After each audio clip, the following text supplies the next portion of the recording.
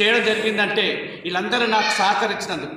దానికి తోడు నాకు సోమేష్ సార్ కూడా, నేను కొత్తగా చైర్పర్సన్ అయినప్పుడు నాకు సోమేష్ సార్ గారు కూడా నాకు చాలా సలహాలు కూడా రాజకీయం గురించి ఎట్లా అనేది కూడా సోమేష్ సార్ నాకు చెప్పడం జరిగింది. మాకు ఆయన చాలా ఒక పెద్ద దిక్కుగా, నేను కొత్తగా రాజకీయం వచ్చినప్పుడు మాకు పెద్ద దిక్కుగా ఉండి కూడా నాకు మేడంకి సహకరించినందుకు సోమేష్ సార్కి ప్రత్యేక ధన్యవాదాలు. ఇప్పుడు మీ అందరి సమస్యల మీద మీ ఎన్నో సమస్యలు ఇక్కడ చెప్పడం జరిగింది. కారణం ఎందుకంటే మీ సమస్యలు తెలుసుకోవడానికే మేము ఉన్నాం ఇక్కడ.